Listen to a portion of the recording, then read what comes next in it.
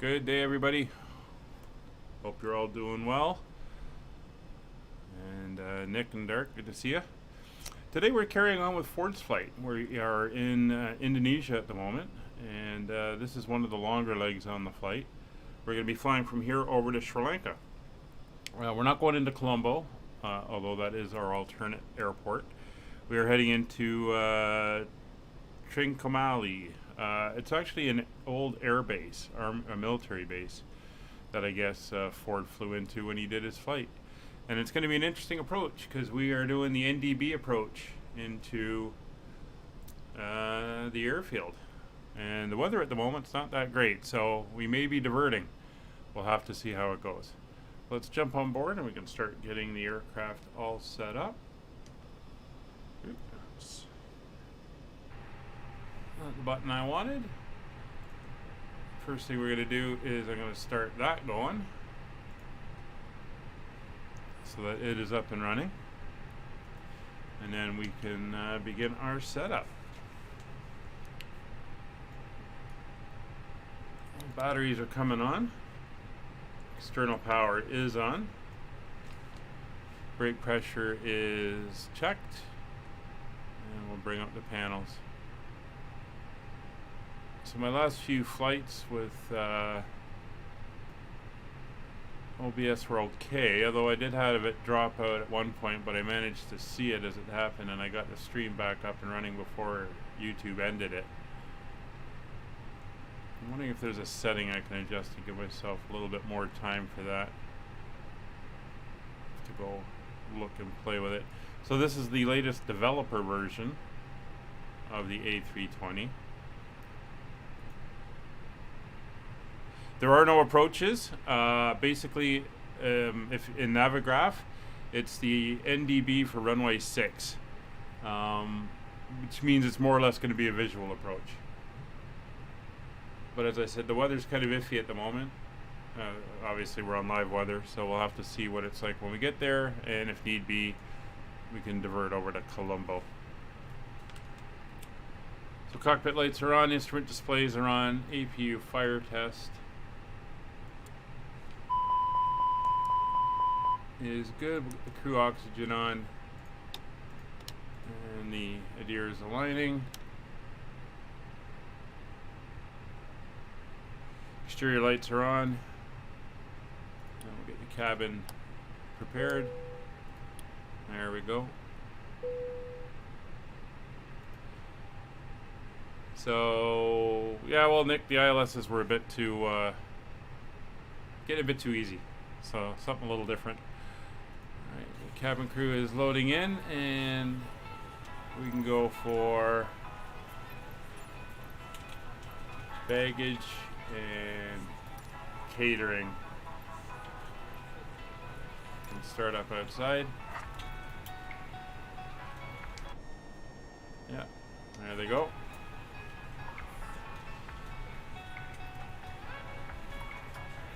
So the annunciator lights are fine. Probe and window heats are set to automatic.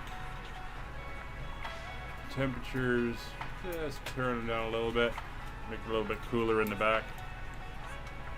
Fuel pumps are confirmed off. Engine 1 fire test. Engine 2 fire test. It is good. Both flight directors are on.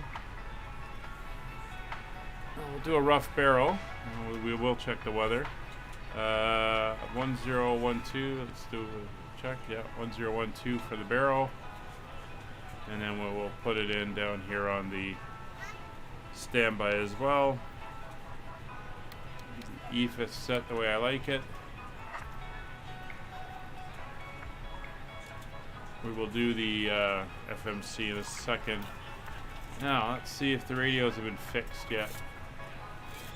See if I still have that problem on COM 1 with it changing frequencies on me.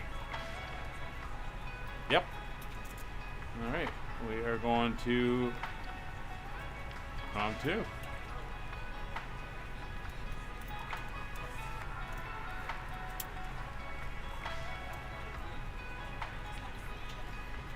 And Jakarta Center is up on VATSIM, so we're going to go 132. 132,300.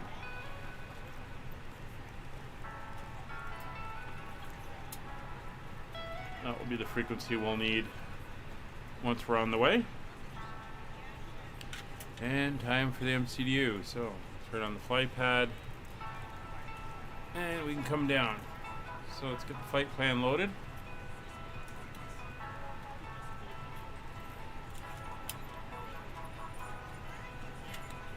Alright, so there's our departure at Arrival Airport. Colombo is our alternate. We are flying at 38,000 feet today.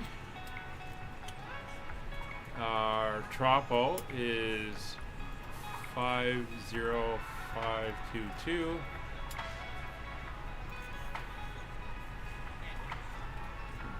Ground temperature. Interesting. 25 in the cost index is all good. We'll get rid of that. So we can come over here. Zero fuel weight today is 58,992. So 58,992. So we'll go 59.0. Their center of gravity is 3.0. Block fuel for today's flight is 14 tons. And our winds, slight tailwind of 21 knots. Alright, so that is all now entered in. We're going to go into our weather request. Get an updated weather for in the sim. And we'll head over to our flight plan. So, today we are departing here from Surabaya on runway 28. Oh no, runway 10. Just do another look at the weather, the winds. Yeah, 128.8. So we're going off on runway 10. And we're taking the last E5F departure. I would love to welcome you aboard our flight. When you find your seat, please be sure to place your larger carry-on there it is, last items E5F. in the overhead bins and smaller items underneath the seat in front of you. Unless you're in a Oh, hey front Scott, row, how are you doing? place all of your items in the overhead bin. Well, if you want to leave the stream on in the background, we have some entertainment lined up, so it'll give you a good background to listen to while you're doing some chores. So our arrival today into China Bay is going to be the NDB for runway 06. Please review the exit seating responsibilities in the safety card provided for you. Please make sure that you are able and willing to perform. Oh, that's not good, Derek. If you're not, please let a flight attendant know so that way you can be reseated.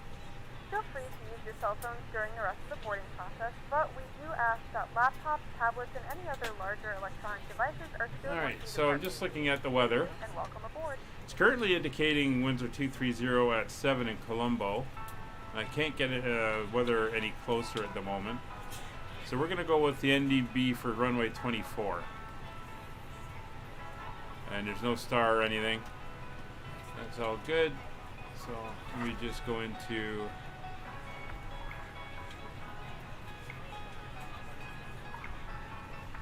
my Navigator graph.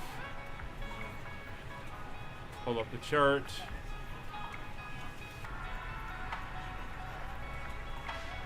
So I got it handy. And we'll brief that when we get closer, obviously. And we're in a position to take a look at that. Alright, so that is set up. We can now go into our weather. See what message we got.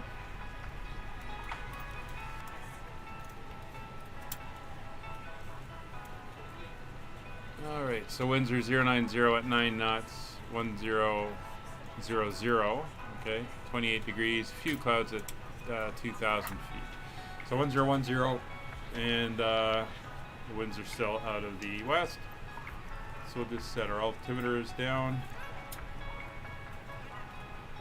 both sides and the standby, and we are good.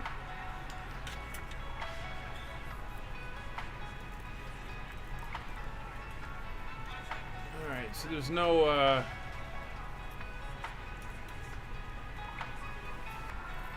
no departure information. There's no published departure. It's just a couple waypoints to get us out. That is fine.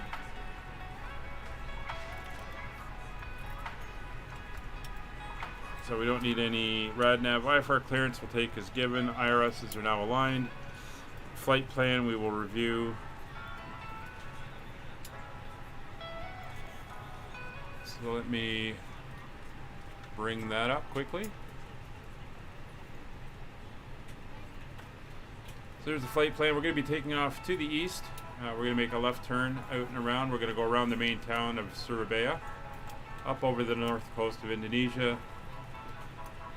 You can see we're going to come up across, up off the coast here, and along out over the Indian Ocean, up over to this point here. Then we're going to turn in and come in for the NDB approach into China Bay. If we can't get in there due to the weather, we will come down this way and we'll be landing down here at Colombo. So that is the basic flight for today. Flight time is approximately 5 hours, and as per normal, I have some entertainment lined up, and we'll be all good and ready to go. So it looks like the bags are on board, catering's on board. So flight plan's been reviewed. EFIS nav aids are fine. Will be managed speed, managed heading. You're ready to go when you are. No restrictions, so we're going to climb directly out to 38,000 feet. Takeoff briefing is as per SOPs, and 7,000 is in this squawk, and we are set there. All right. Now, I just got to watch for this guy to start moving when I do this, because they always tend to. I'm going to start up the APU. Wait for the flap open. There we go. The APU is now started. We can do our MCDU numbers here. So transition altitude. It's going to be 10,000 feet is fine. Actually, it's 11,000 feet usually down here in these islands, so put 11,000 feet in. Thrust reduction altitude is fine. Engine out altitude is fine. It's going to be a flaps 1 and 0.3 down on the trim. What's the length of the runway? 9,000 feet. Now it's going to be a toga takeoff, and that will give us a V1 126, VR of 127, and a V2 of 131. So that is now entered in. If you look down, you can see 126, 121. Yeah, just stop. No, just. Good morning, ladies and gentlemen, and welcome aboard flight 5556. Okay. Our Well, flight you can time do will be your thing. roughly 5 hours. So that's now set. Please note the cabin So door the is now APU closed. is We ask now that you up and ensure that running. all devices are in and is airplane available, mode. so the Your larger APU devices are bleed now shut is down and on. stowed. If you have not already, please fasten your seatbelt and verify it is low and tight across your lap. Your External table power is is now not disconnected, full upright and locked to and departure. packs Flight are on, attendants, please prepare cabin for and departure everything is running. process. So if we take a look outside, everything is clear. We're going to be ready to go. So we're going to push back and we're going to turn to the left, and then we'll be taxiing out this way to head down to the end of runway 10.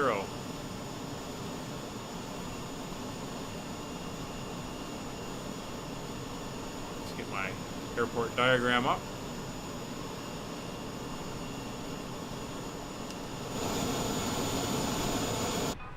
All right.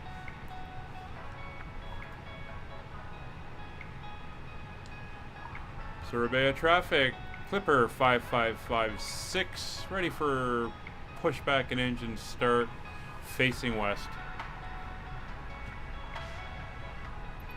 Alright, so we are good for push. Parking brake has been released.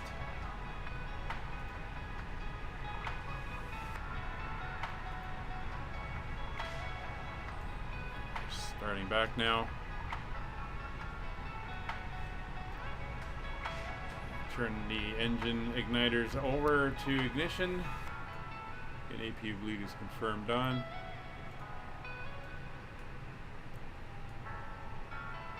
And we're starting engine number 1.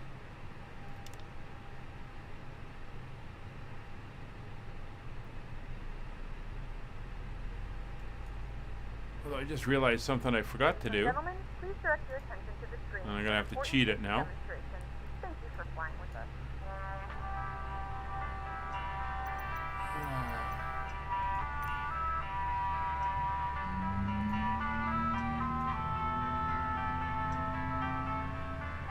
Is we need more fuel. So that's 5, 10, 11. I need 14.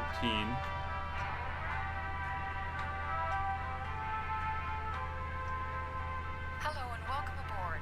As we prepare for departure, we ask that you pay close attention to the following important information about this A310 airplane.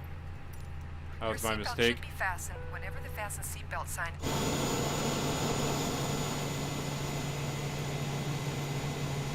Speed up a little bit.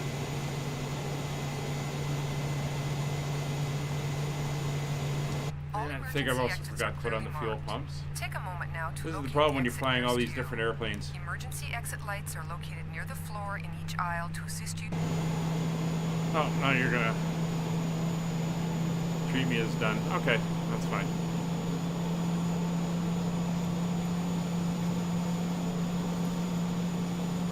Flight attendants We can will go from inflate here. slides from all safe exits. In the event of an evacuation, move quickly to the exit nearest you and jump into the slide. Leave all luggage behind. Good morning, fare traffic. Clipper 464, pushing start, facing west. Cabin pressure is controlled for your comfort. If a There we change go. in pressurization occurs, oxygen masks will Good automatically start, drop engine from number the small 1. compartment Temperatures above and your seat. pressures are all coming If up. this should happen, immediately Starting engine extinguish 2. all cigarettes. Remain in your seat and pull the nearest mask to your face until the pin is released and the tube is fully extended. Give a listen to that Place the starting mask up. over your nose and mouth. Adjust the elastic head strap and breathe normally. If you are traveling with a child, secure your own oxygen mask first, then assist the child. Should see Nick Continue starting wear to the come out oxygen as mask he until starts his instructed push. to remove it by a crew member. A life vest is located under each seat. To use it, pull down on the tab to open the plastic bag which contains the vest. Unfold the vest and hold it in front of you. Place your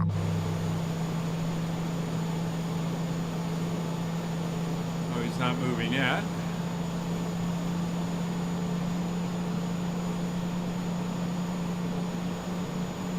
Inflate the vest by pulling down sharply on both red handles. The All vest right. may also be inflated by blowing into the tubes at the sides. If traveling with a child, please refer to the safety information Engine card. 2 spooling. The evacuation slides in the front of the airplane and in the back of the airplane may be used as life rafts. In preparation for There we takeoff, go. please ensure that your seat is Engine upright 2 is with the tray available. table closed. Your cabin baggage should be securely stowed Come beneath down the here, seat look, in front of temperatures you, and pressures or in one are of the coming up. overhead compartments, which is latched closed. And everything is looking Please good. remember that smoking is permitted in your seat only when the no smoking sign is turned off in flight. We suggest that you take a few Two good moments to engine review starts. the safety information card, which is located in the seat pocket in front of you. Alright, so auto brake. This A310 airplane is on equipped max. with numerous features for your comfort Spoilers and convenience. are The armed. control to recline your seat is Takeoff located in your flaps are armrest. set. Anti-ice Flight not attendant call required. button, reading Flight light, and controls. fresh air outlet are located directly above each seat. Full An left, ashtray is found in full the right, armrest. neutral, Magazine racks are conveniently forward, located throughout full the back, airplane. neutral. Lavatories left rudder, and drinking water right rudder, dispensers are in the front neutral. and back sections of the airplane. Your Steering copy pin of has been Clipper disconnected. magazine is in the seat pocket in front of you. Pitch trim. If you have any questions Zero about cabin point safety or the comfort and convenience 3 features of our down. A310 airplane, Rudder trim please ask one is of the flight centered attendants as they and prepare the 0. cabin for takeoff. We And appreciate your attention, secondary check wish you a steering pleasant pin flight, and disconnected. Thank you for flying Pan Am. That one can come off. APU is off. Those lights to taxi. Turn the runway turn off lights on. And we are good to go. Oh, there's Nick back in it. There's still got those graphical issues with the lights. Real pain in the butt that one is.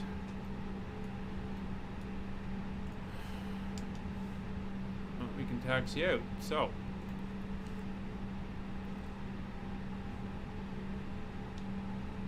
Sidoarjo area traffic, Clipper 5556, taxiing runway 10 via apron B, November 3, November Papa 2, and holding short at November 1.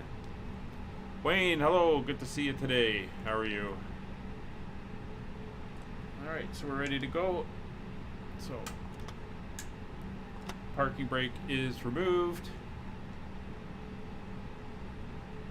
A little bit of throttle here. You can see we're gonna take off and then make that left turn. So once we're down onto November Papa 2, we'll ding the cabin.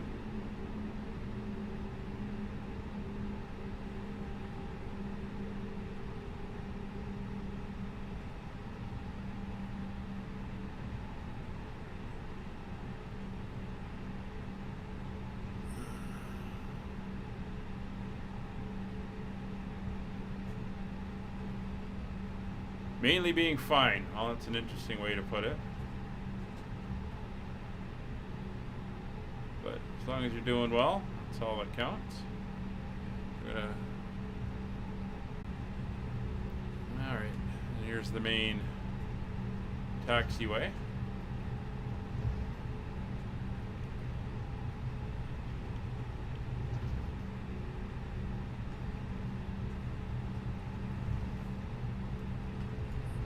Do our TO config check. It's done, and we'll ding the back, get them seated. Flight attendants, please prepare for takeoff. No, I think that was lag dark. Not sure what it was. I caught it at the corner of my eye there.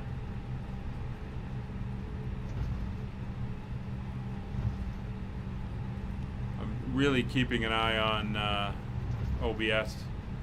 I have found I got traffic. Clipper 464 taxiing to runway 10 via November 4 and November Papa 2. I know that I've got a few seconds in which I can catch it and restart the stream before YouTube tells it to stop. So I'm really watching the OBS display to make sure I can catch it in time.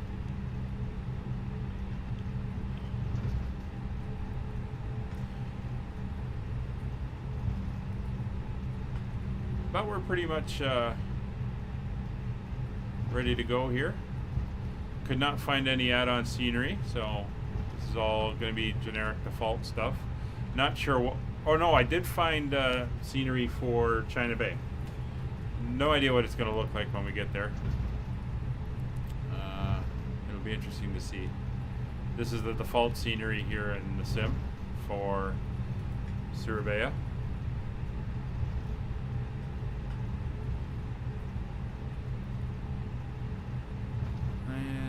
We got the stop line right here.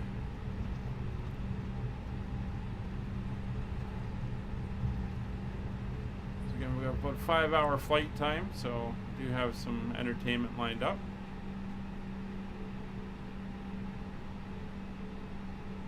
Alright, so parking brake is on. So cabin crew has been notified. Exterior lights are all coming on. It's been a while since I've flown this one. Forgetting things. Beacons on, nose lights on. I'll throw the wing lights on as well. Nose lights to take off. Anti-ice not required. Packs are going to remain on. TCAS is TARA, tilt above. Weather radar is on. PWS is on. Weather mode WX plus T. Takeoff memo. No blue. Alright, so next coming down, we got the funky disco lights going here.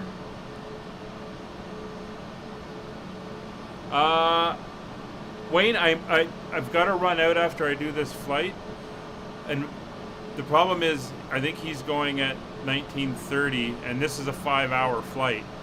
So I could still be going when he's getting ready to go. And then I got to go out after this, so it doesn't look like I'll be able to join in tonight.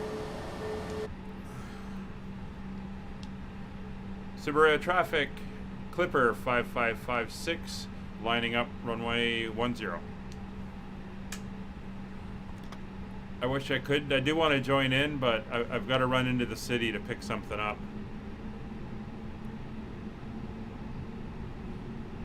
Hello, Air Trooper. How are you today? No, doing very good, very good.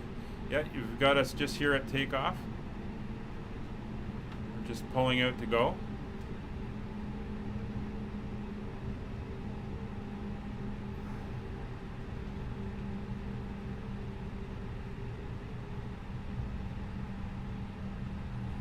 Get ourselves lined up. Just get everything set up here. Oh, looks like the controller's now gone off. So we have no ATC now. We'll see what happens if anyone comes back online. All right. So here we are. We are ready to go. Yeah, I'm sure it will be. Unfortunately, I wasn't. Doesn't line up today. Okay, so we are set and ready to go. So, chrono is running. Brakes are set. Engines coming up to 50%. Sidoarjo traffic. Clipper 5556 departing runway 10.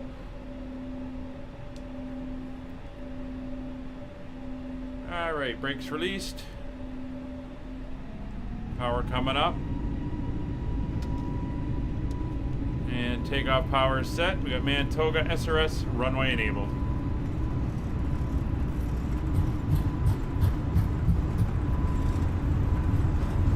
$100 knots. V1, rotate. Traffic, Clipper 464, lining up runway 10 after in cover the Airways. There we go, 15 degrees, positive rate, gear up. Speed brakes reset. And the extra lights can come off.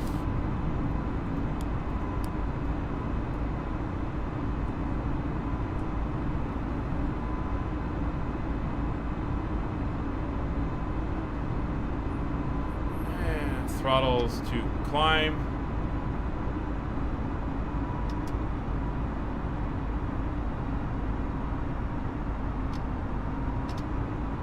There we go. Autopilot on.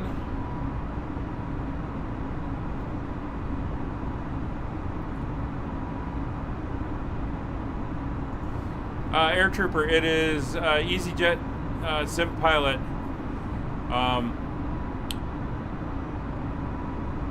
He's doing a live stream tonight, a GA flight. That's what that is. I've done updates, but I haven't removed it and reinstalled it. Maybe I'll try that before the next time.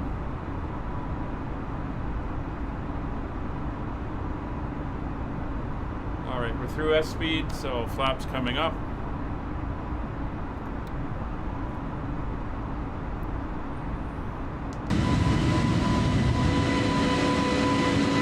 There's the airport.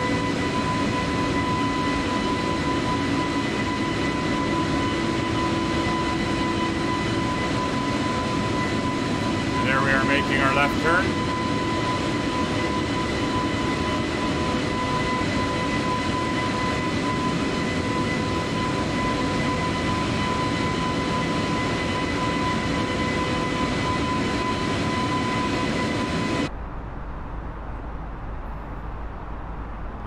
To the next waypoint. Traffic, Clipper 464, rolling runway 10. The speed's up to 250.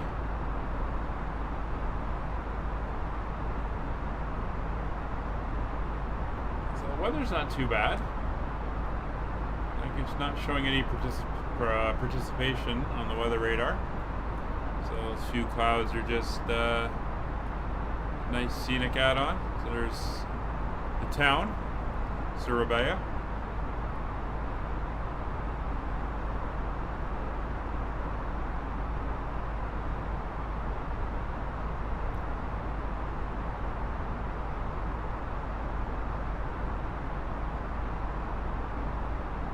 Yeah, don't forget there, Trooper, I've got a Discord channel as well. Get it popped up if you're not on there already.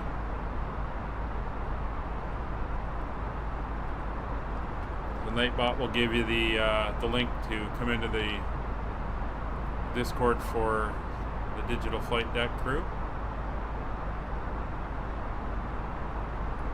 Gentlemen, we are now passing through 10,000 feet. You can now turn on your larger portable electronic devices. As a reminder, All right, so 10,000 feet's coming up. not properly take out or pick up. This aircraft Landing lights will come off, onboard strobes will Wi-Fi. stay on, nav and Wi-Fi beacon. requires a fully small fee. You guys can get up and move around in the back. To our partner. Next to the Wi-Fi to find out more information. And as we are cleared above transition, Flight crew has turned off the fast we'll go over to standard. You can now get up and move about the cabin. However, we ask On the that pressure. you go faster when you on a screen.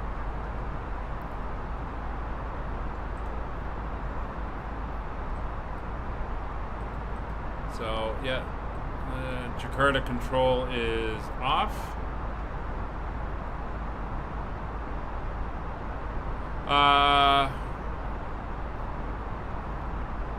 EasyJet Sim Pilot is his name there, Air Trooper. That is where you will find it. So I'm not sure you search.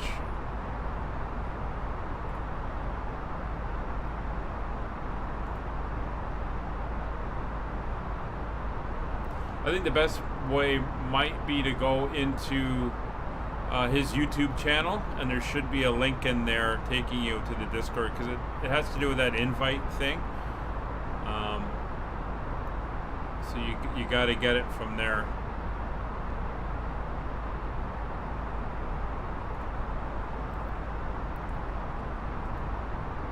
All right, coming up for 14,000 feet, and looking down over Indonesia here. Very nice.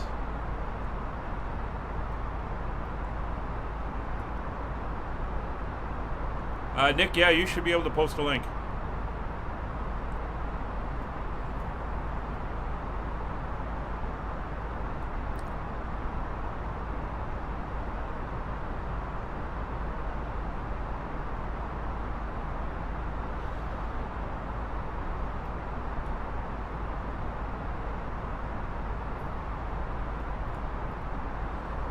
So let's talk about, we'll just get ready for our descent. There, Air Trooper, try the link that Nick just put in there. That should take you there.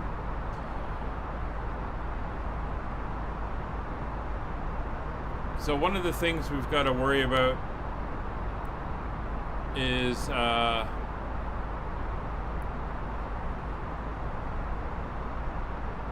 oh, this only does COM 1.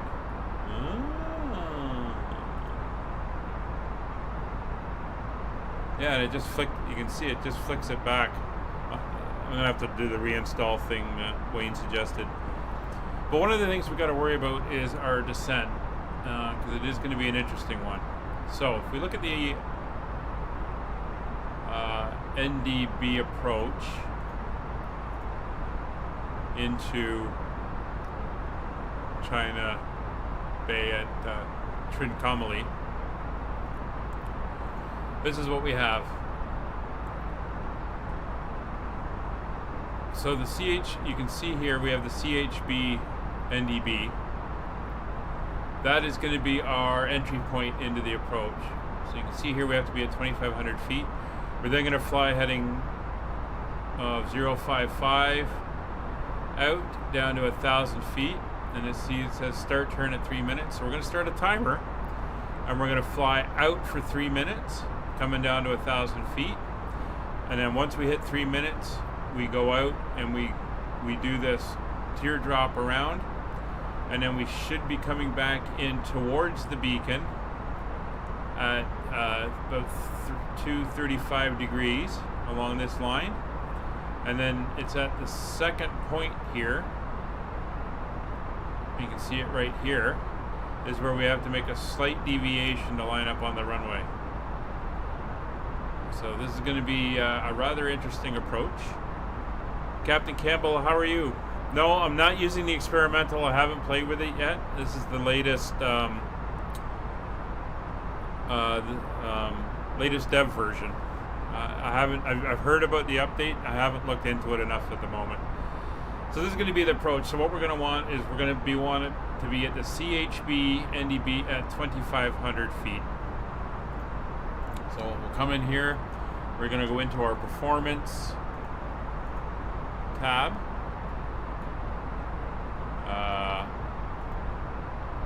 Sorry, that's dispatch. Performance calculator. We want top of descent. We're going to sync it to our altitude. We're going to want 2,500 feet.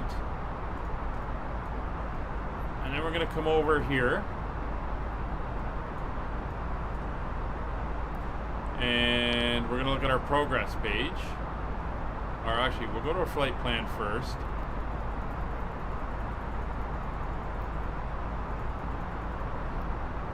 And there's the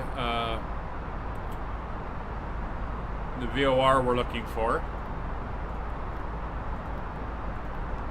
See, there's the route back in from it, but not the VOR, the NDB, CHB. So that's the one we're going to want, and we're going to want to be at, like I said, 2,500 feet when we hit CHB. So we'll go to progress, CHB. Showing a couple different ones. This is the one we want, 2,088 miles away.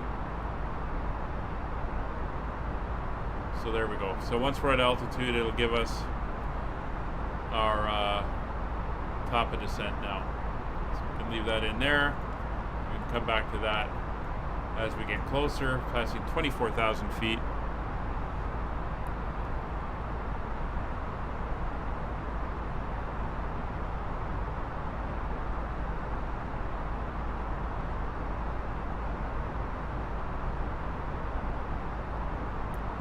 You could be right, Wayne. That name is familiar from my readings about that period, so I do recognize it as a warship from the late 1800s, or late 1700s, early 1800s. So I'm assuming that this was a British port in Sri Lanka dealing with the Indian Ocean. Yeah, teak wood. That's pretty incredible stuff. So Nick will be back there somewhere.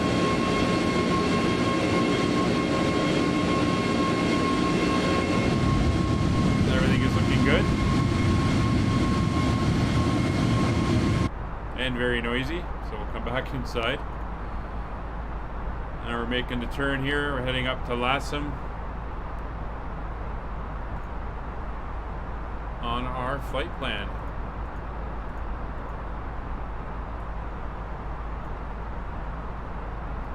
And again, it's going to be a long flight.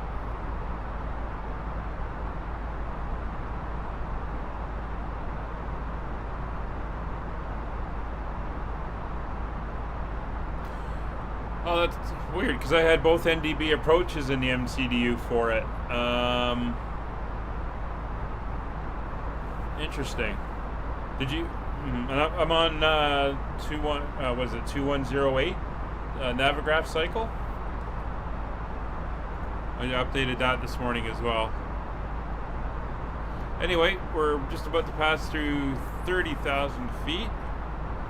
So everything is looking good, and we're pretty much settled in.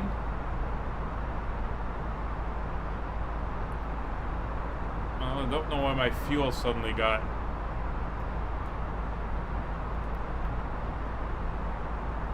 that much lower. Normally I don't do this, but because I did kind of forget to set up the fuel a little bit. Add a little bit more. There we go. Kind of buggered that up, but that's okay. I usually get it right. Alright, so let's get a nice view out the back here as we fly over the islands. And there's those clouds acting up a little bit. Not looking quite as good as they should. We'll get up the VFR map.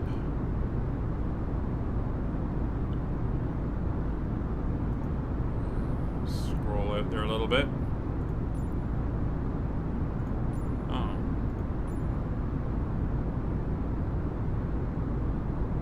There we go. Let's see where we are. I am using the Clipper call sign.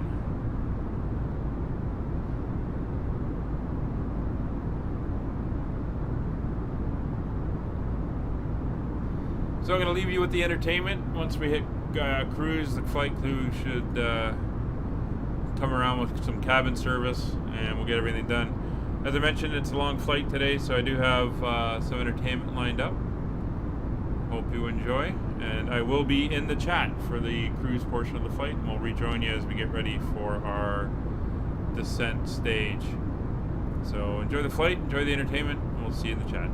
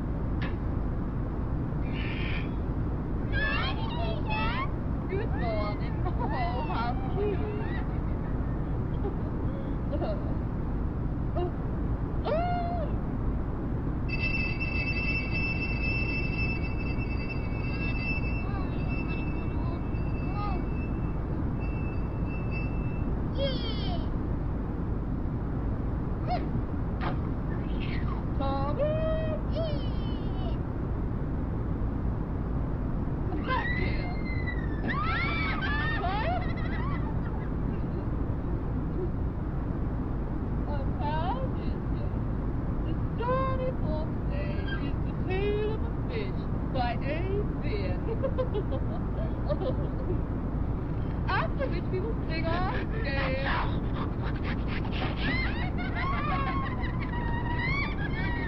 Quiet.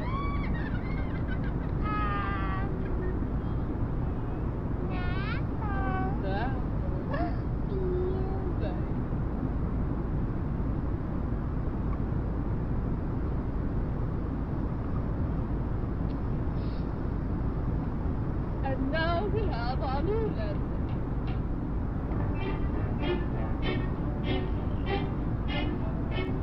Now the lesson for today is cookie, which you must not say.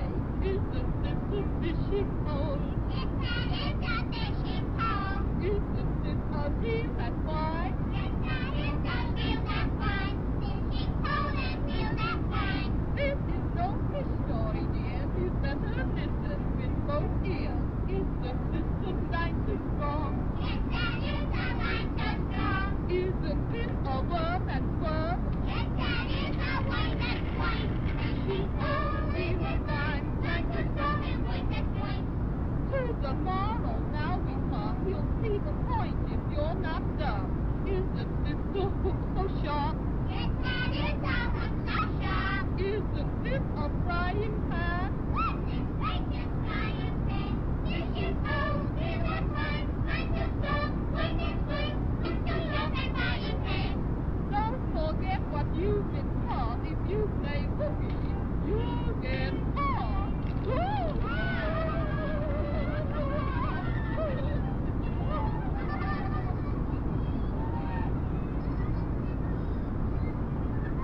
Lollipop, come here.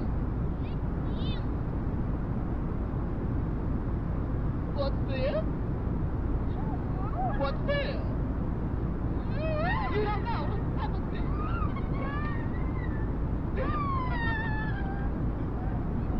Now stay in the car till you know your lesson.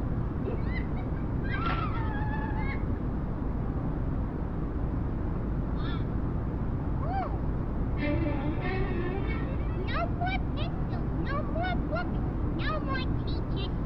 Sandy, look here.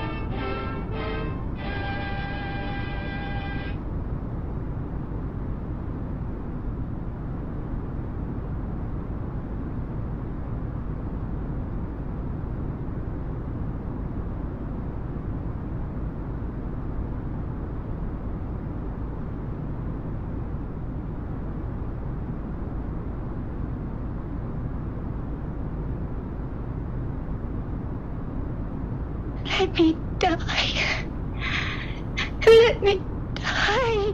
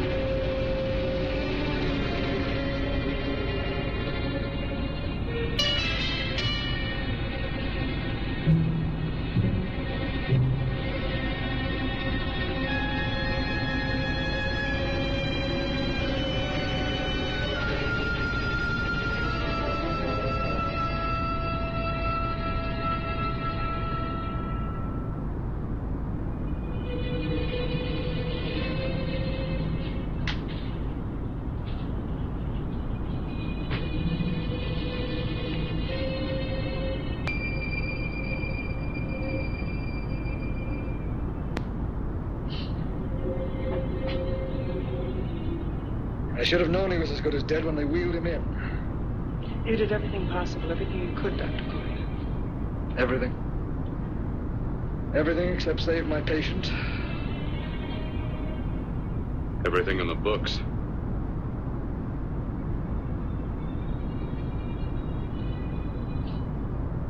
Now, Dad, do I have permission to take over and try things my way? The operating room is no place to experiment. He's dead. I can't do any harm. Very well. Corpse is yours. Do what you want to do. All right. Make an opening into the chest cavity. Apply 100 milliamps of current directly to the heart, then massage by hand. I'll handle the brain area. By yourself? By myself.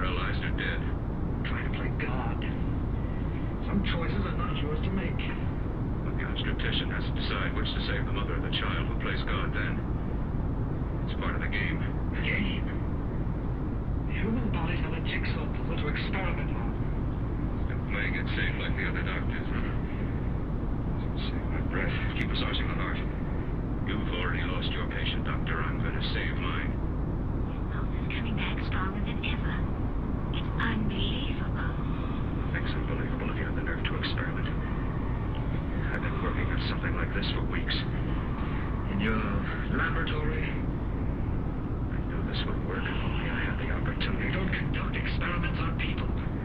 You should be sure of the results first. I am now. Stop massaging, Lord. Let's see if it can take over by itself. In a few moments, we'll be starting our in-flight service. We'll be serving complimentary drinks and snacks. Please look at the feedback for our list of complimentary and premium drinks. Premium drinks are available for a small charge. Please note that we only accept credit cards. Close up the chest. Now that I've finished with the cerebral area. How's this pulse? Strong and steady.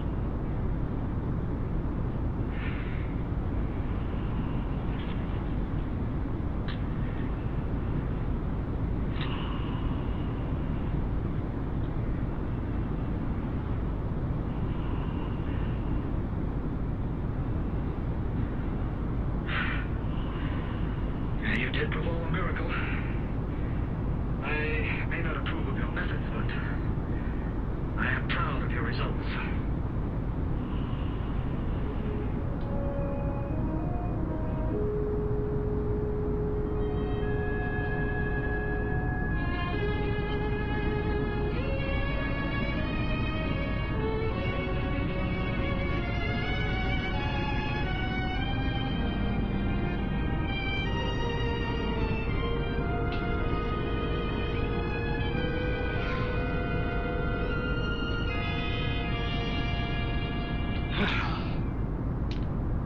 Was it amazing?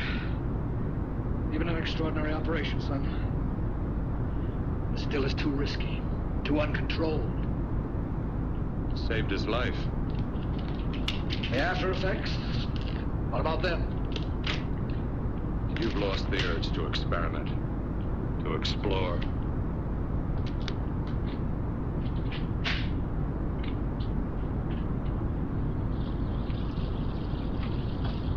Don't explore on people. Before you put a scalpel to one, an operation like this needs testing under every condition. Over and over again. Rabbits, mice, monkeys, not people. That man who should be dead now won't think so. There's more to surgery than just being a carpenter to patch up walls, or a plumber to drain pipes. Our bodies are capable of adjusting in ways we've hardly dreamt of. We can only find the key. I'm so close now, so very close. Key to what? Complete transplantations. To be able to transplant limbs and organs. To be able to replace diseased and damaged parts of the body as easily as we replace eye corneas now. So that the new parts will join together as though they were born there. It can't be done. It can be done.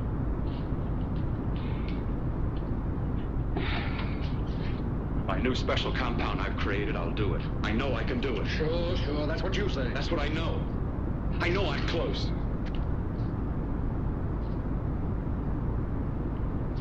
Darling, I'm so proud of you, I could kiss you. Promises, huh? Always promises. Careful, your father's liable to report us. Stop the floor show? When you two are married, it won't be fun to watch anymore. Well, I can promise you one thing. Your grandchildren won't be test tube babies. You better hurry if you want to catch that plane to Denver, Dad. You know that medical convention can't start without you. Jan, you'd better check about my reservations. Oh, yes, I'll call the airport. I'll be right back. Bill, the line between scientific genius and obsessive fanaticism is a thin one. Now, I want you on the right side. If I don't experiment, how can I hope to perform operations like the one you almost messed up? But I can't cover up for you anymore. The superintendent had it out with me. He thinks it's you who's been stealing those limbs from the amputee operations. So what if it is? I've got to have limbs for my transplant experiments. Well, you said test and experiment. Test and experiment. Yes, but limbs and organs taken from people. I've got to have them to work with. Sure, I've made a few mistakes, but I've learned from them. I've learned. Your reservations are all set. 3:30 takeoff. Bill, what have you two planned for the weekend? Oh, nothing much. quiet weekend. You sure you're not going up to the country house? You're always sneaking off up there. The place gives me the creeps. I should have sold it when your mother died. You can't sell that place. Well, I mean, it's nice to get away from the city. I can work without anyone snooping around. You spend too much time up there. All right, I'll see you both in a few days. Got to clean up and get out of here. Fine operation or not, Bill. You're walking on thin ice. Don't go too far.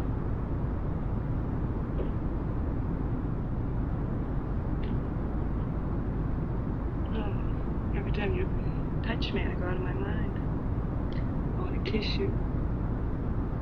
Bill, I want to get married. I can't stand not having you. You've been wonderful. I'd rather be a bride.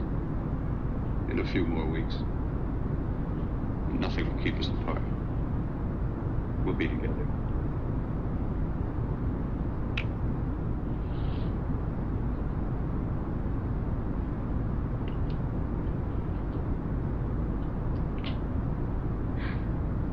Dr. Cordner.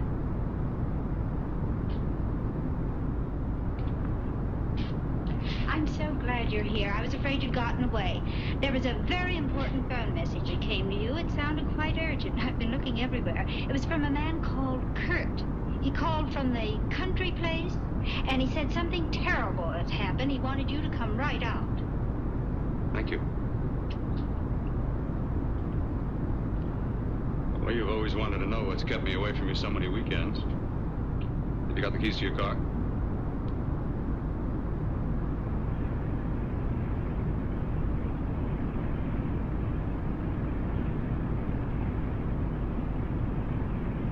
Why haven't you ever taken me up here before? Because the things I'm working on don't need an audience. That telephone call. What about it? All right. Hold off the questions. Why the mystery, Bill? What's it all about? We'll be there soon enough. You'll see. I've got to hurry.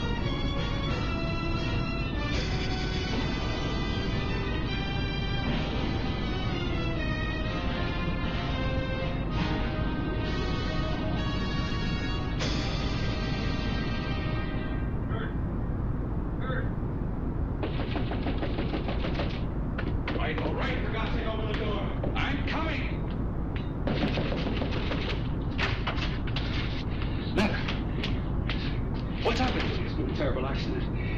I've got to save her. Got to save her. What is it? What have you got there? Kirk, please. Sterilize the tubes and instruments quickly.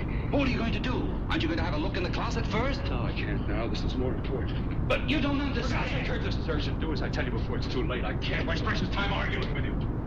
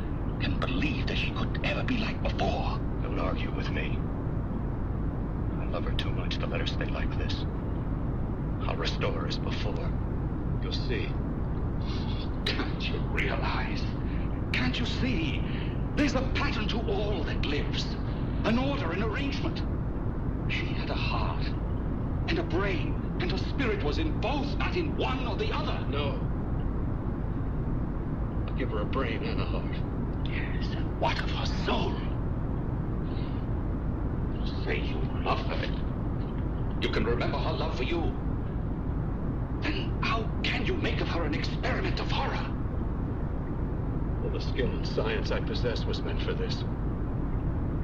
Life has a pattern. The whole pattern of my life is shaping itself to save her now.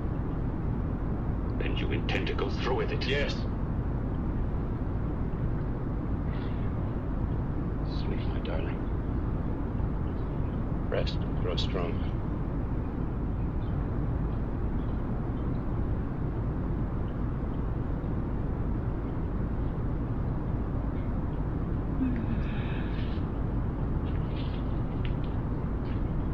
long do you think we can keep her alive under these conditions? 48. 50 hours at the most. Yes. And you really believe you can work a transplant on her? Successfully? Yes. Like my arm. Withered and deformed. Yours was an early experiment that failed.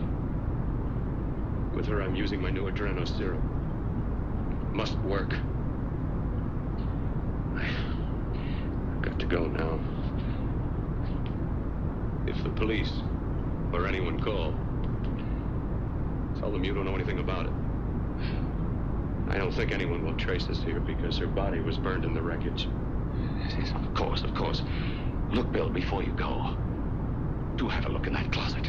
It's the reason why I called you up here.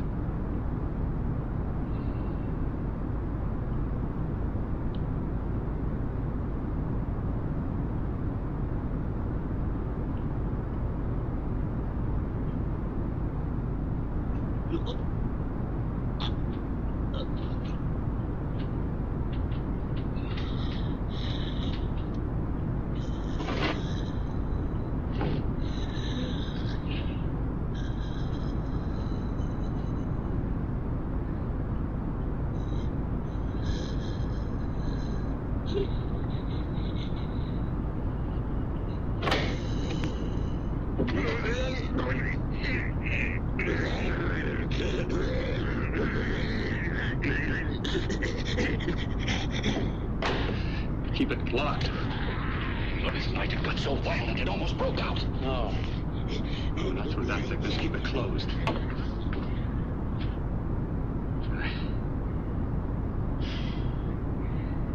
I've got to think about her now.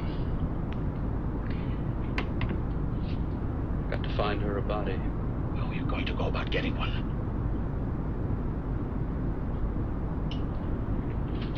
Bill, how will you do it? There are ways. There are ways.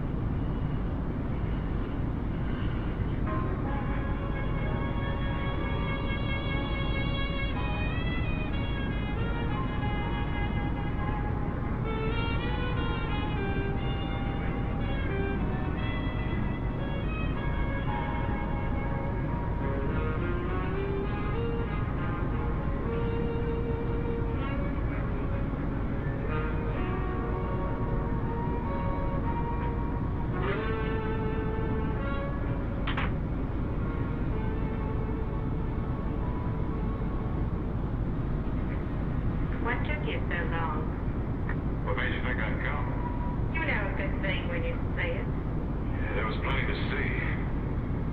I liked your act. Is that all you liked? Well, your costume. What there was of it was interesting. Is that all? The rest of the equipment is standard. But, the arrangement is pretty special. You know, tourists just looking at the sights.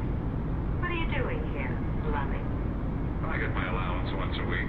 Okay, if you're so loaded, you paid for the drink. I already did. Are you hustling for the house? I hustle for myself. I'm the leading lady around here. I can sit with the squares out front, or I can relax back here with my... I'll bet you don't have an enemy in the world.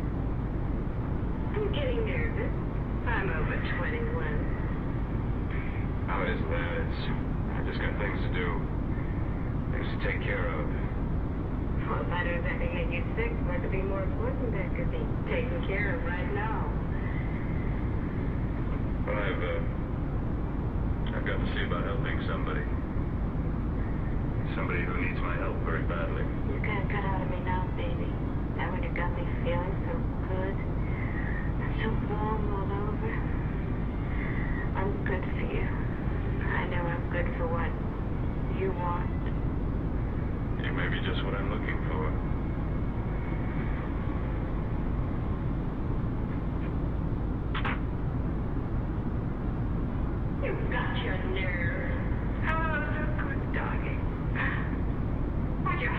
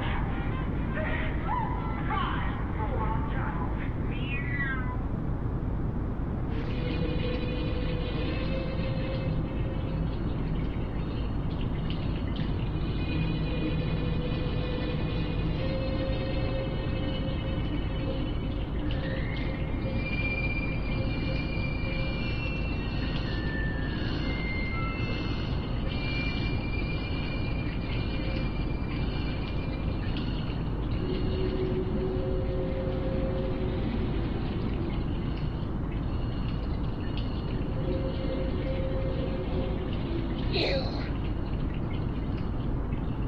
Inside the closet. What has he done to you?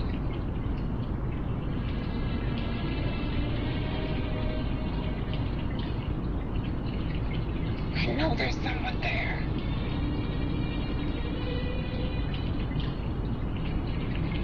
Knock once if you hear me.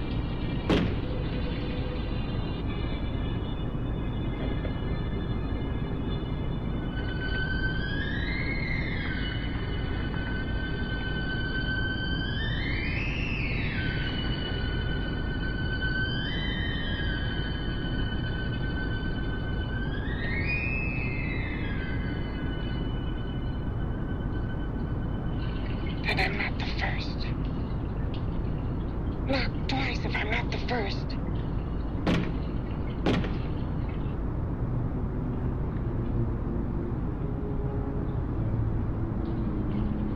He should have let me die. I hate him for what he's done to me. If he only knew what it's like being like this.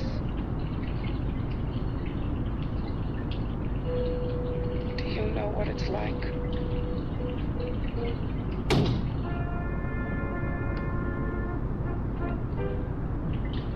Together we could have revenge. You want revenge?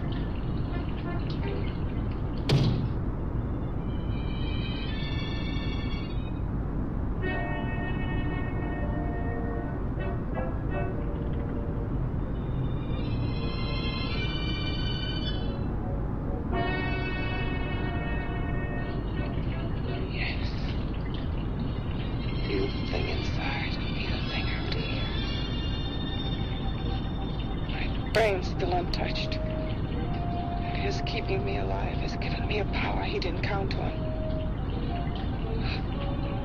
Power that you can feel. Across this room and through that door. Can't you?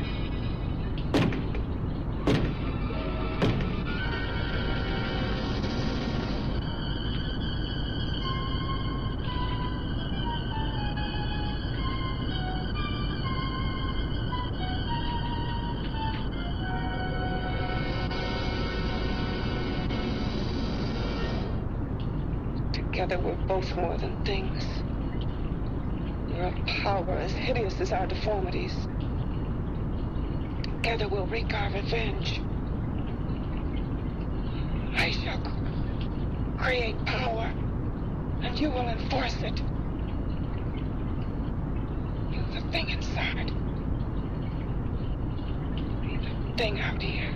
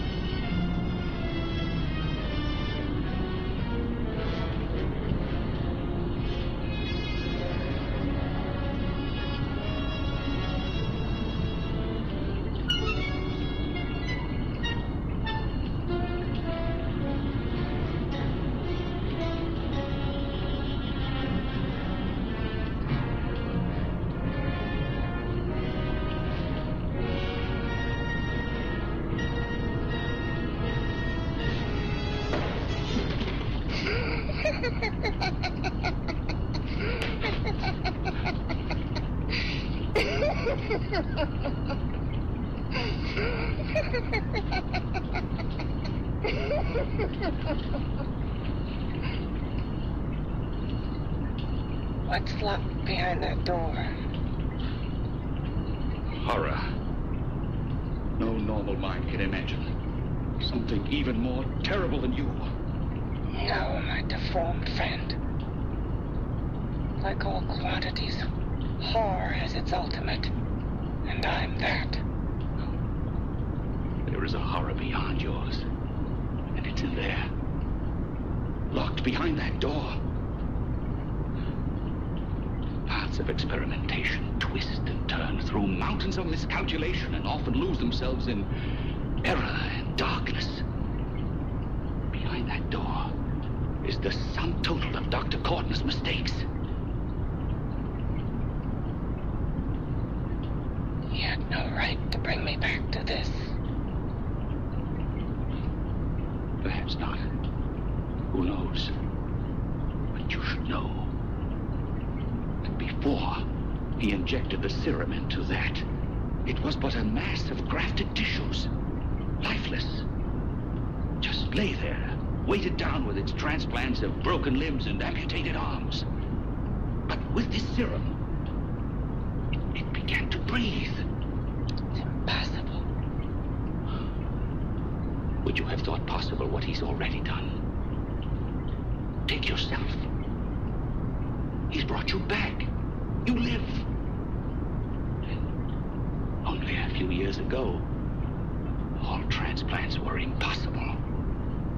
That's what he's been doing up here where no one could see his work. Yes. Experimenting with transplants on that. And on me. Letting him tear away my flesh time after time. Test after test. My hopes shattering with each grafted arm he fastened to me. Watching it wither and warp. Instead of strengthening. For you see, he's learned from his mistakes. And you stayed with him, helping him in his grotesque work that he claims is for science. Was there a place for me on the outside with this? A world where eyes would look upon me with pity, and people would turn away from me in disgust. No. The alcoholic has his bottle. The dope addict his needle. I had my research. I used to be a surgeon. It was my life. And one night in the laboratory there was an accident. They had to amputate my arm.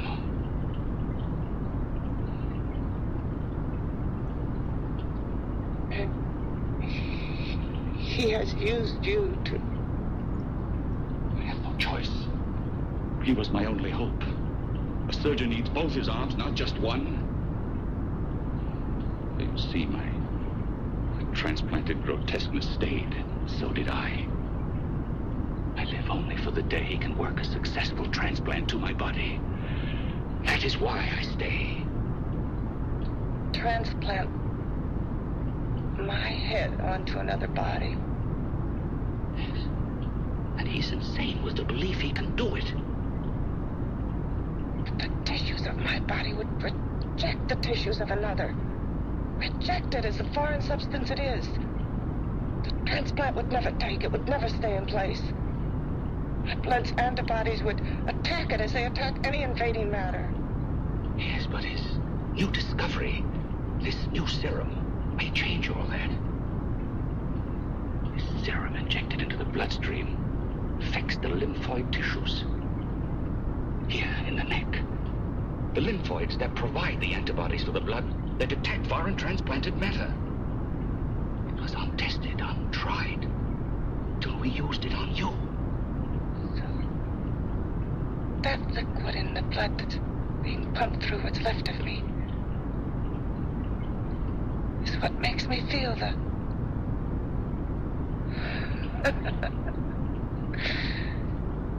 He may produce results he didn't ask for. Results? You mean like this? Results more more than your arm of relative beauty. Results of power. Of magnitude.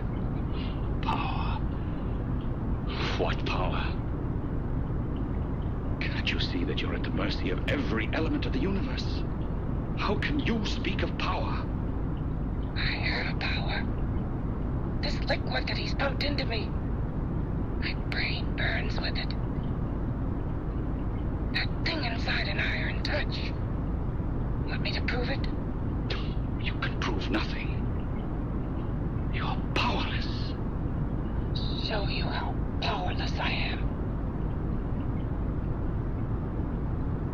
You. Behind that door.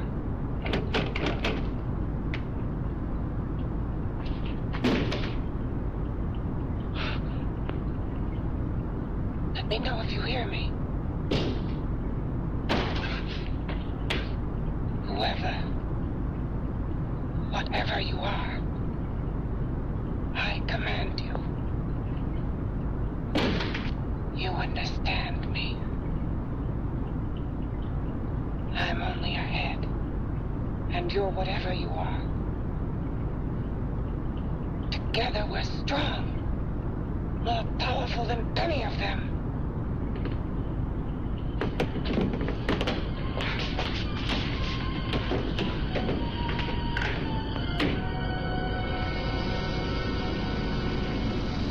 What are you running from? What's wrong with you? It's you. Something wrong, something beyond control in that room. There's nothing beyond my control. She's alive, and I'll keep her alive until I find her a body. I can't talk anymore. I'm tired. I've got to go to sleep. You didn't find her a body? Well, I've got to be careful. I can't afford to be identified as the last person seen with a girl before she disappears. Do you think you get one?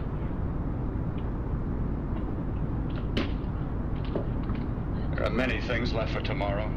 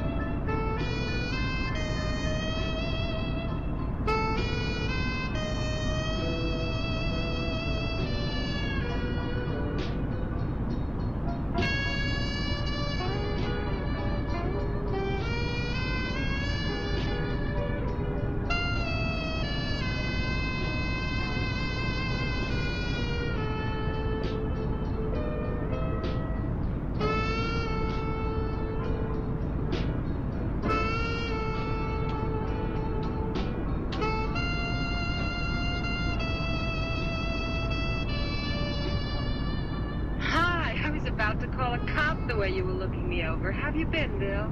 Oh, just fine, Donna. I haven't seen you for quite a while. Too long. I'm still waiting for that call you once promised me. Imagine how it is with interns. All work. All work and no play even makes for dull doctors. You're gonna lose that bedside manner of yours. Say, how's that little side course in anatomy? Yours? Anytime. No, not mine. A body beautiful contest. You know, bathing suit models. Plenty of females on the hoof.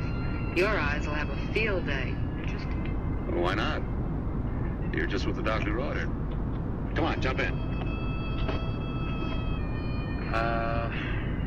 On second thought, I just remembered I've got to stop by my place and take care of a few things. It'll only take a minute. You don't mind, do you? I always follow the doctor's orders. Anything you prescribe, I'll take.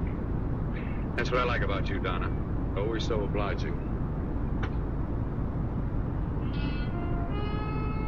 Hey, Donna, where are you going? What's the hurry? Hi, Jeannie. We're going to look for some bodies.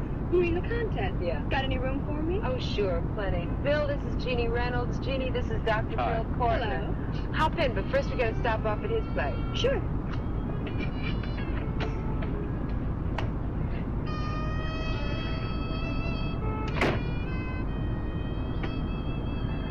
Well, as a matter of fact, I can wait. Now that there's two of you, we'll have to wait. Guess he thinks there's safety in numbers. Well, this time there is. You promised not to hurt you.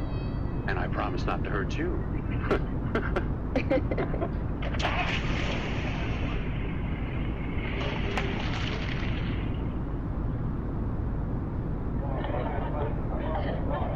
Bill, here's the seat. Yeah, looks fine.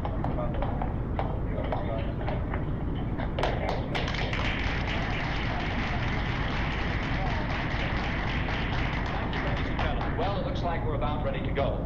Backstage are 5 of the girls who have reached the contest finals, and we are here to choose Miss Body Beautiful. Now, we've eliminated everyone except the 5 finalists, and they will be judged solely by your applause. So let's bring them on. First, Helen Appleton.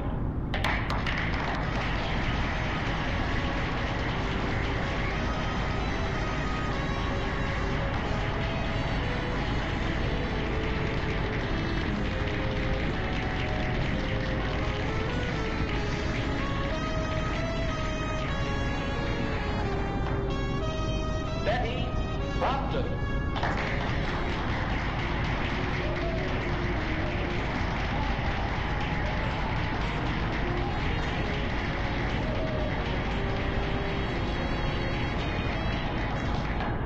Terry Lund.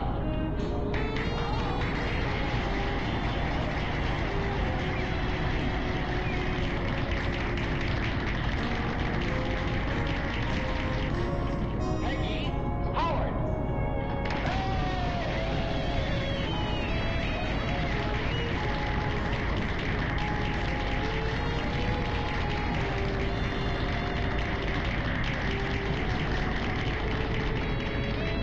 She has the second nicest body I've ever seen. Second to you? No, another girl, a figure model. You remember that one in school years ago? The one who had the accident. Oh, yeah. Doris, Doris Powell. Yeah, she's still around? Few people see her nowadays. She just stays in her studio posing for art classes and camera bugs. Figure model. Poses for art classes. The nicest body she's ever seen. The nicest body. Maybe this is the one. She's got to be. I can keep Jan alive only for a few more hours. I've got to find her body.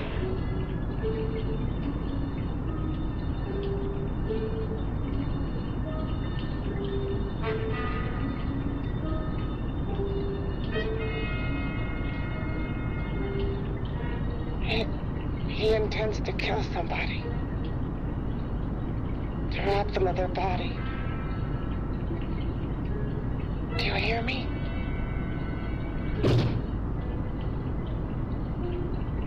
Yes, you hear me.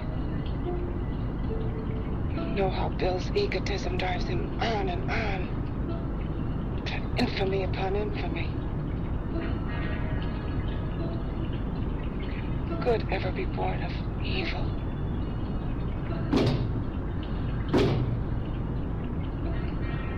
Yet he claims his work is for science, for humanity.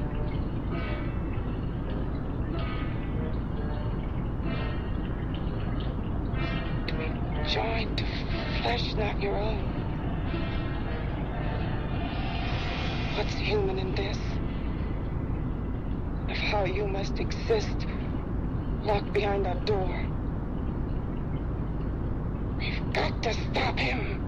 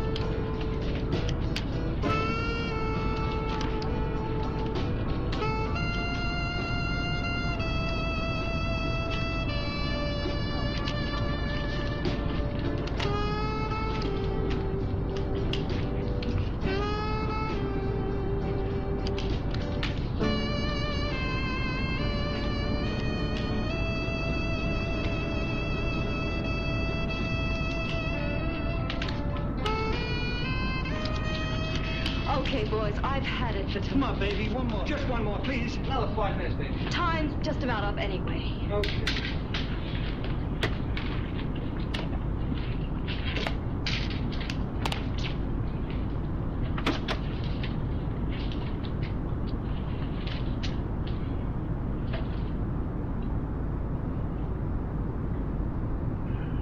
Say, Doris, would you like to have a drink with me?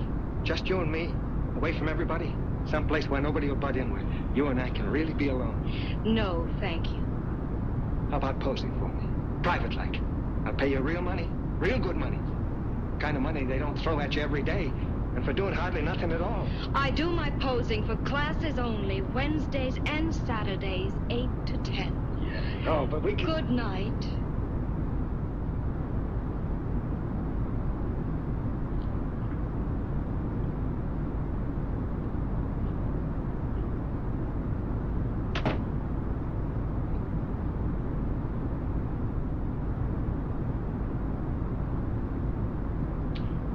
See it all, mister. The show's over. Next time, bring a camera and buy a ticket. I'm not running a charity. You don't remember me, do you, Doris? Every guy on the make gives me that same tired line. I'm Bill Courtner. Bill Courtner. Long time ago, that fight. You almost tore that wise guy apart for making fun of me. After my accident. Look, can't we go somewhere and talk? No, I don't date men. Because I pose like I do. Your mind works overtime. You get ideas. You're all alike. No, not all of us. I'm not on the make for you. Okay, so maybe you're better than most. Maybe not. I still hate all men. I hate what one did to me once. Have you forgotten? Well, have you? No, I haven't forgotten. No, neither have I. I carry the memory around with me. But you can't hide yourself away here forever, posing bare in front of a bunch of neurotics. Listen, Galahad. I trusted a man once, all the way. What did it get me? He gets his head full of jealous lies, and I get... You've got to forget what happened. How can I forget? I carry the memory around with me.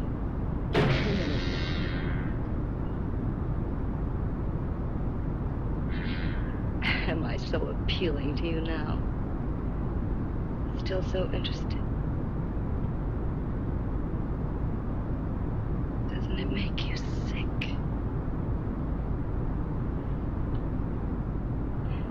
You don't even turn away from me, like everyone else does. To me, you're not ugly. I see only beauty in you.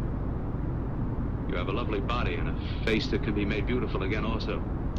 Yeah. I've heard that song before. I'm a doctor, I know. My father's one of the leading plastic surgeons. If anyone can help you, we can. I know I can. I've been to doctors. It's no use. The scar tissue's too deep. No one can help me. That was a few years ago. Today, nothing's hopeless. We can graft scar and skin tissue. Well, we can even freeze areas of the skin and sand away damaged skin tissues. The way you say that look in your eyes, I almost want to believe you. I almost want to believe you. Well, then start believing, hmm?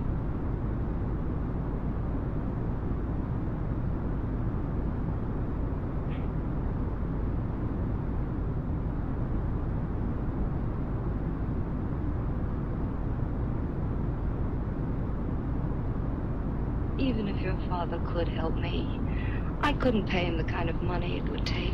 Don't talk about money. He does a lot of work without any charge. Why should you want to do this for me? What's in it for you? I'm going to make your face beautiful again. Cut it off and give your body away.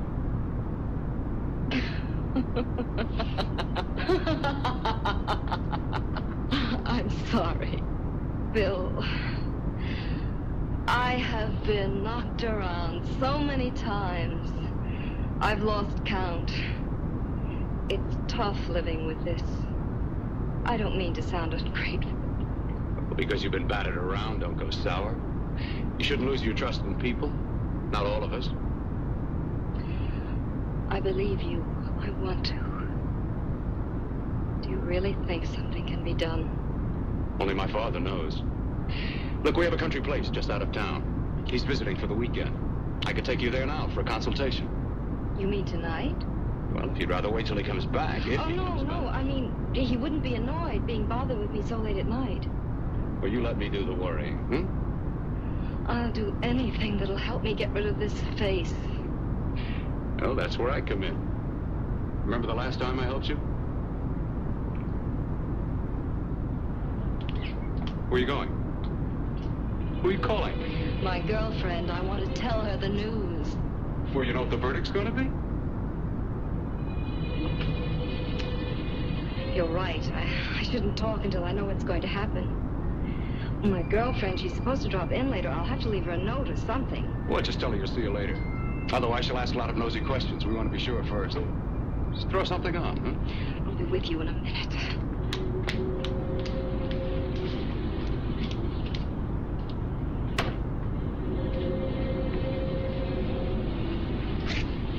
Just tell her you'll keep in touch. I'll leave it on the table. She'll see it. Had to go out with old friend Bill Courtner. We'll call you tomorrow. Doris. Here.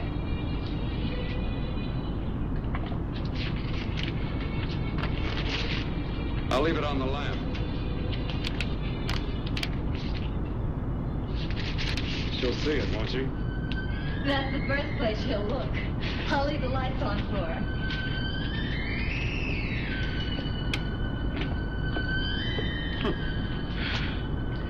I have waited so long for this. So have I.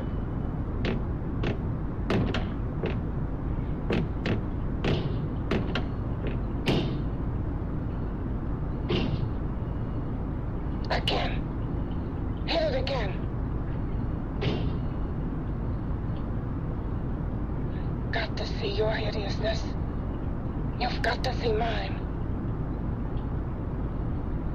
Wonder which of us is more awful. Nothing you can be is more terrible than what I am. A head without a body. A head that should be in its grave. I hate him. I hate him for what he's done to me. Can your horror match mine? Quiet. Someone's coming.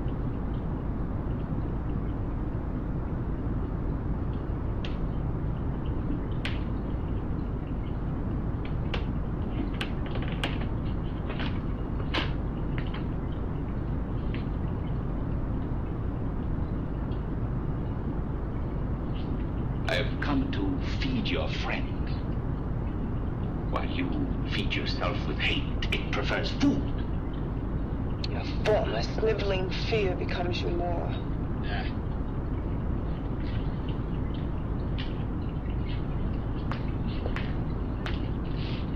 What makes you think I'm afraid of what's in there? Or of you? A mere head in search of a body.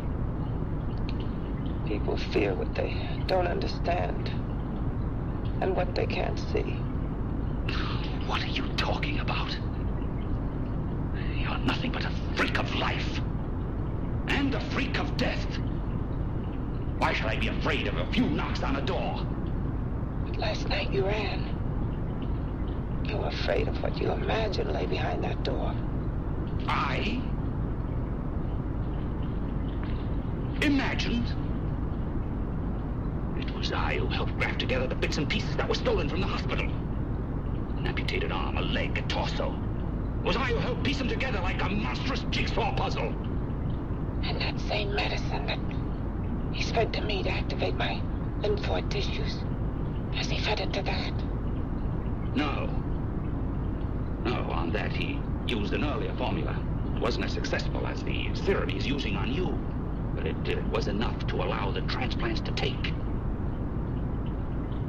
If your experiment is successful, then it'll be my turn. And what else has happened to it? Mean what else? Well, it's mutated some, of course.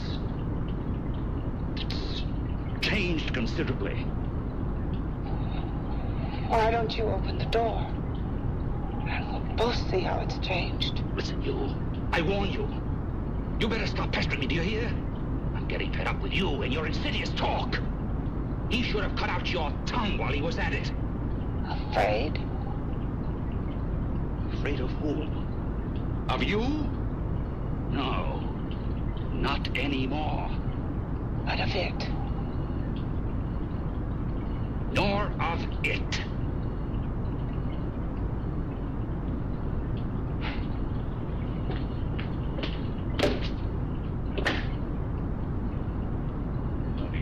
Keeps it locked in there so that it'll be safe, that's all. Safe? From me?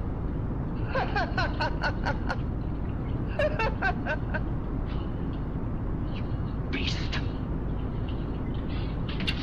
I hope he prolongs your existence into a lifetime of agony. Then we'll see who's laughing at whom. You miserable fool! Get him!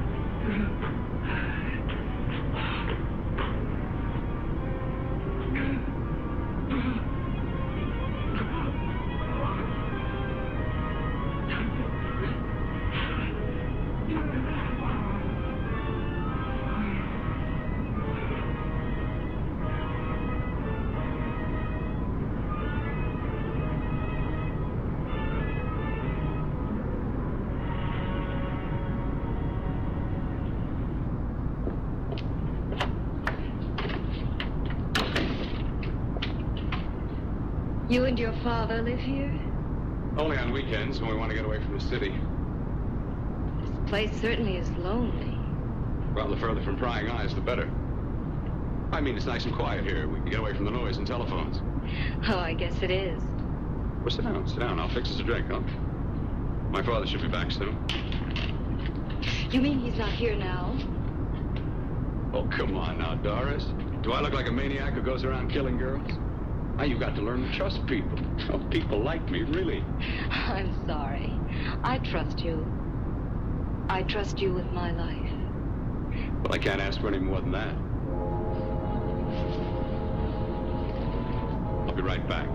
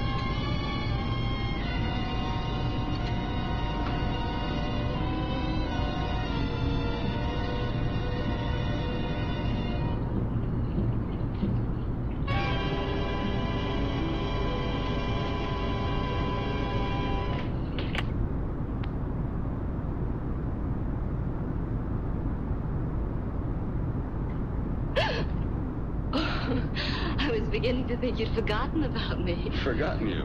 Why, Doris, you've become very important to me. Very important. I put a little water in it so it wouldn't be too strong for you. Fine. I'm not a very heavy drinker. Neither am I. Well, here's to your future, whatever it may be. I'll drink to that.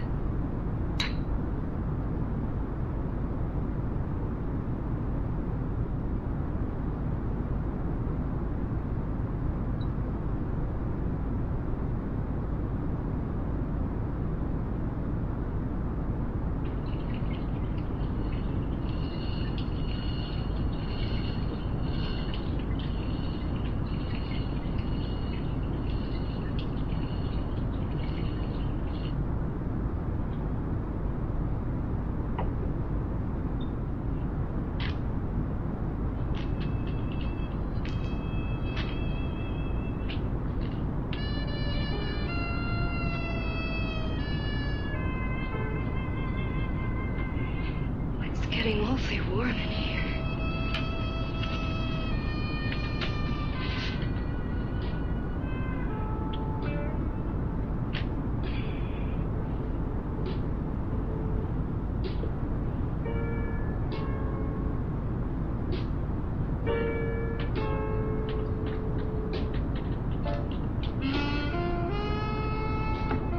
I feel kind of funny.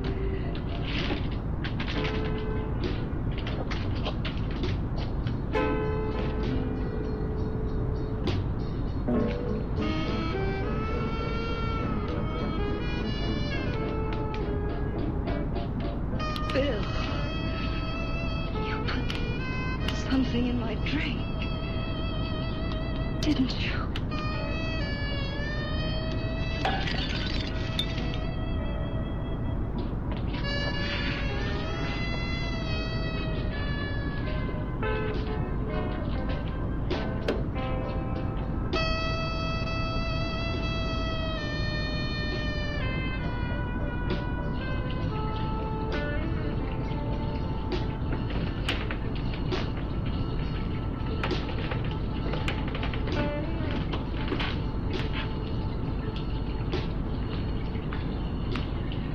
I told you I'd bring you a body.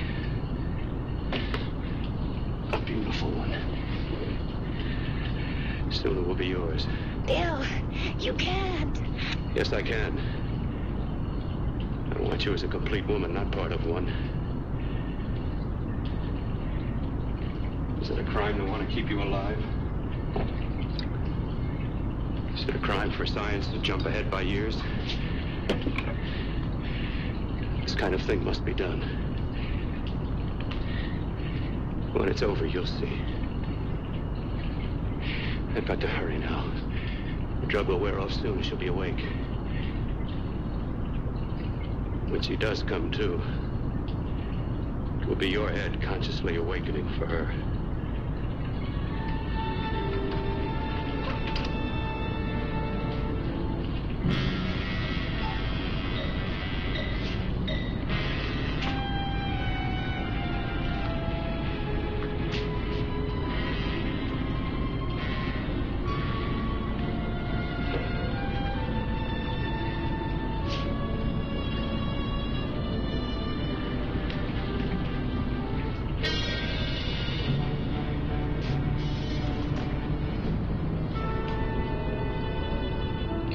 You must be stopped. You must. And who's going to do it? It's got to be quiet here. Can't stop me. Very well.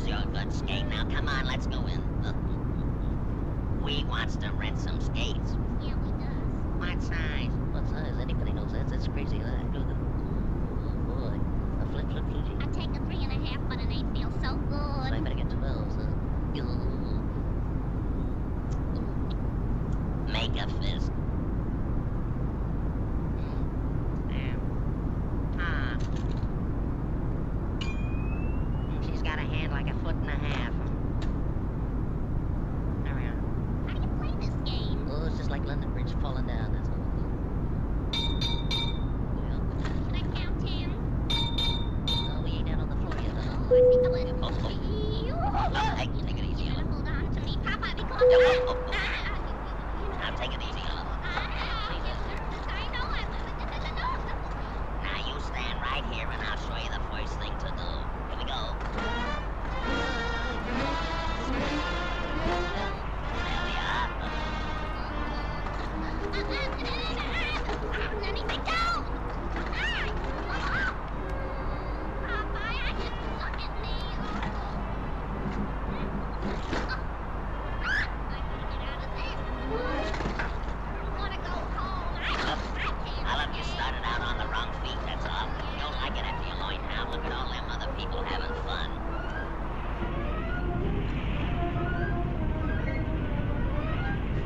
Follow me, I'll show you. Hey, somebody point out the lights. Hey, wait, I can't see where you're going, Olive.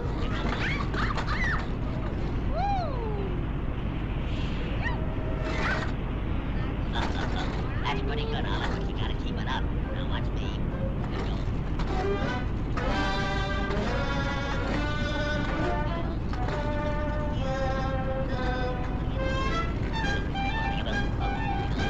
Look, three-wheeling, Olive. Now you try it. Oh, me? Here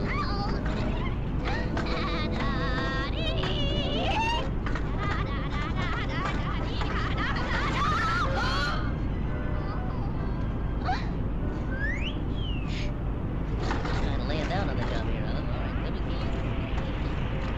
I think you better lift the feet, Olive. A little higher, Olive.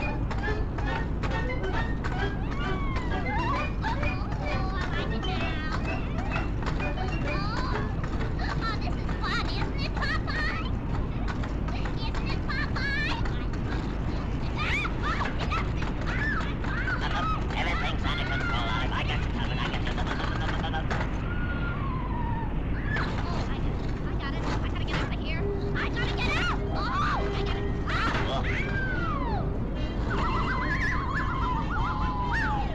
Hey, Olive, I ain't through teaching you yet. Hey.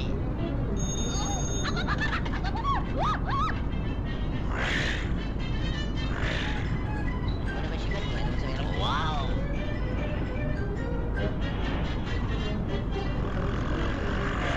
Oh, hey, Olive, look out, Olive.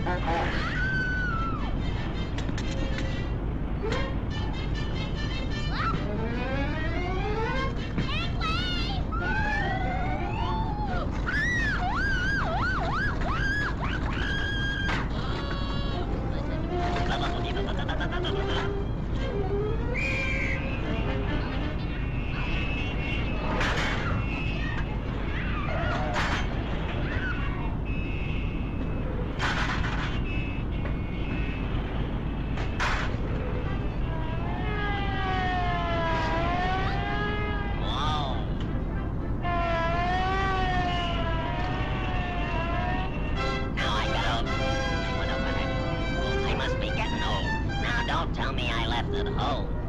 You was headed every other thing for this one. Is there any spinach in the house? Here we are, Popeye!